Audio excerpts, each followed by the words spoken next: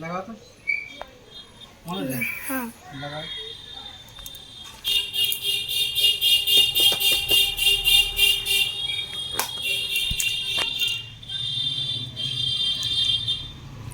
नहीं जल रहा खोलो है। तो खोलो तो। ओह, आप जल्दी लगा दो।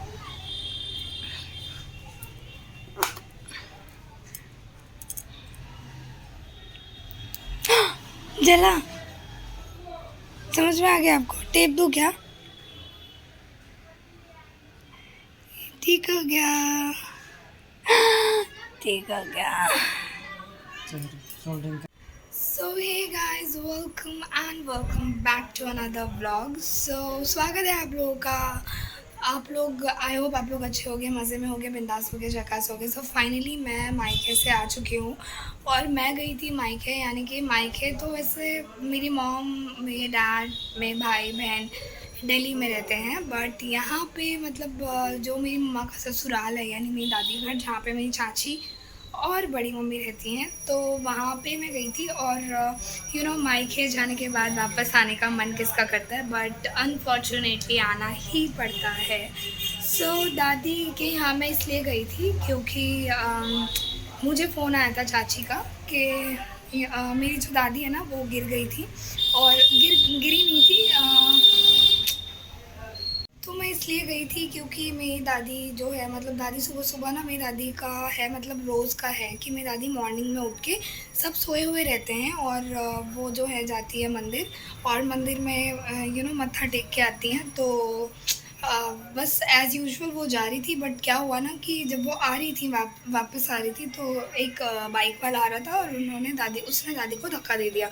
तो दादी रास्ते में गिर गई और उनको बहुत तेज़ चोट आई। तो वो बहुत रोने लगी और घर में सब सोए हुए थे, तो किसी को पता नहीं चला क्योंकि वो किसी को बता के नहीं गई थी, और वो किसी को बता के जाती भी नहीं है, ऐसी चली जाती है। बट उस दिन अनफॉर्चुनेटली एक बाइक वाले ने धक्का मार दिया और उसके बाद वो वहीं पे थी। फिर बड़े पापा को एकदम से आवाज़ आई कि ऐसा लग रहा है कोई अपने घर का ही है, तो उन्होंने बाहर गेट खोल के देखा तो पता चला दादी वहाँ पे गिरी हुई थी और वो रो रही थी, उठ के आ रही थी जैसे तैसे।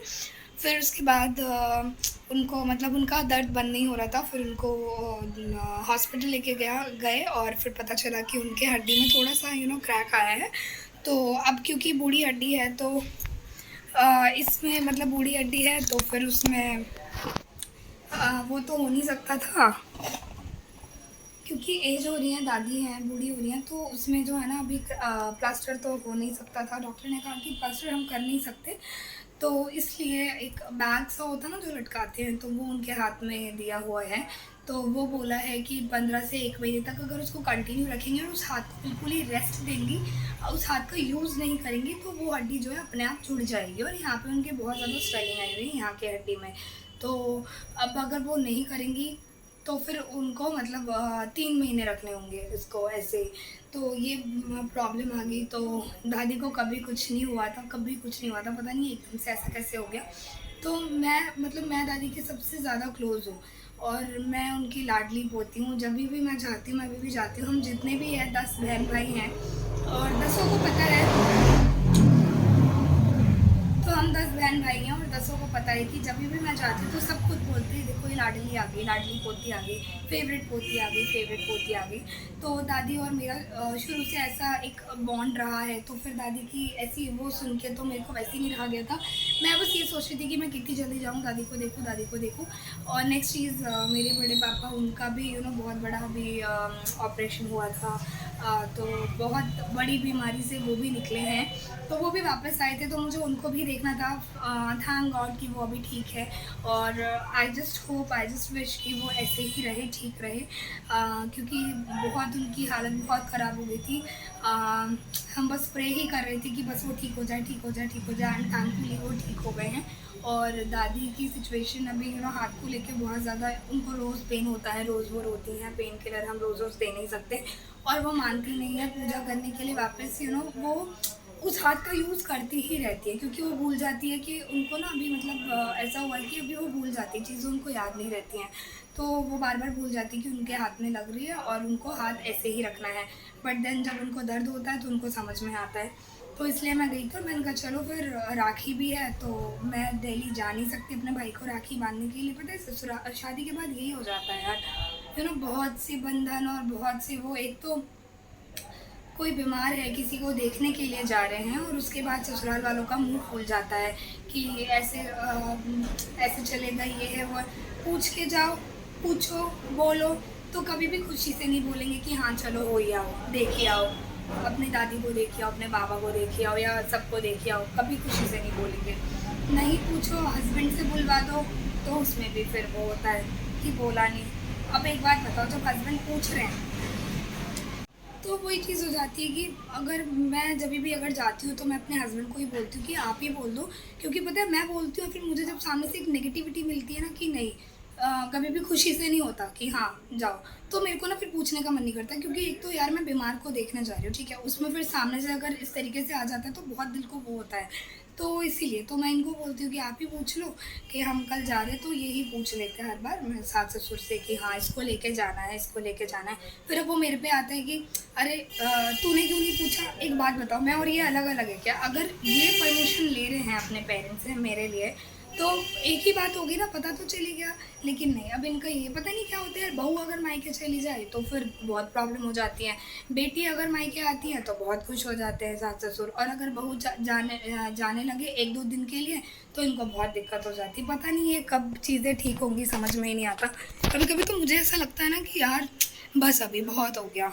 क्यों? मतलब अगर हमारे कोई बीमार है, अगर हम बहू हैं, हमारे कोई बीमार है तो हम जा नहीं सकते क्या? उसमें भी मतलब हम पहले ये सोचेंगे किसको गुस्सा आएगा, कौन मुंह फुलाएगा, क्या है नहीं है, तभी हम जाएंगे क्या? ऐसा तो नहीं होना चाहिए ना यार कि अगर आपकी बेटी आ रही है तो आप बहुत खुश। पता नहीं क्यों ऐसा करती हैं सास कभी भी, मतलब ये नहीं समझती कि एक टाइम पे वो खुद भी बहू थी, तो जो चीज़ें उनके साथ हुई वो आगे नेक्स्ट जनरेशन में अपने बहू के साथ ना होने दे। पता नहीं क्यों नहीं समझते लोग।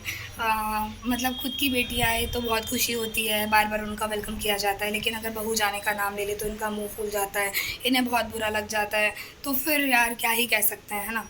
तो हमें फिर बीच का रास्ता निकालना पड़ता है, राइट? तो मैं इनसे ही कहती हूँ भाई आप बता दो, मैं तो नहीं बताऊँगी, मैं बोलूँगी। अब ये परमिशन ले रहे हैं, मैं इनको बोल रही हूँ अपने मम्मी पापा से परमिशन ले रहे हैं, तो हो गया ना यार। बात तो एक ही है, मैं लूँ ये ले, ये मैं बोलूँ ये बोले, बात तो एक ही। लेकिन फिर उनको होता है कि नहीं, इंडिविजुअली दोनों बोलेंगे। तो मेरे को ये बात नहीं समझ में आती है। जब इन्होंने पूछ लिया है तो ठीक है ना, तो ऐसा चलो। मेरी दादी बस जल्दी से ठीक हो जाए क्योंकि दिसंबर में शादी है और हम भैया की, और उसमें हम जाएंगे, बहुत मस्ती करेंगे अगेन। सो मायका मायका ही होता है, ससुराल ससुराल ही रहता है। ससुराल 70% आई थिंक लड़कियों का ससुराल ससुराल ही रह जाता है, एंड बाकी 30% आई थिंक ससुराल उनको इतना अच्छा मिलता है कि उनको मायके की याद नहीं आती। ऐसा होता है मेरे साथ, तो भाई पूछो ही मत ना। तो मैं अभी आ गई हूँ किचन में, और मैं खाने में इसमें कुकर में मैंने रख दिए थे दाल, चने की दाल मैं बना रही थी, और इसमें जो है ना इस पतीले में मेरी खीर बन चुकी है, और मैंने सेवई की खीर बनाई है इसमें। तो इन्होंने कहा था खीर बनाने के लिए, तो इनको खीर और दाल, चने की दाल खानी है, तो ये दोनों चीज़ें बन गई है। रोटी अब हम गरम गरम सेकेंगे जब खाएंगे, और फिर इनके भैया का कॉल आ गया तो वो शायद चिकन बना रहे हैं, तो वो थोड़ी सी चिकन भी भेजेंगे, तो इस तरीके से हमारा हो जाएगा। और मैं मतलब मायके से आई हूँ तो बहुत सारा काम हो गया था, पूरे घर में फैलारा मचा हुआ था, तो सारी चीज़ें मैंने एक दिन करके मैंने सब कुछ साफ़ किया। अभी भी किचन का थोड़ा सा रह गया, तो मुझे अभी वापस से डब्बे वब्बे साफ़ करने, तो है थोड़ा बहुत काम है वो मैं निपटा लूँगी कल परसों में। एक तो बारिश हो रही ना कंटिन्यूसली, तो उस चक्कर में रह जाता है। और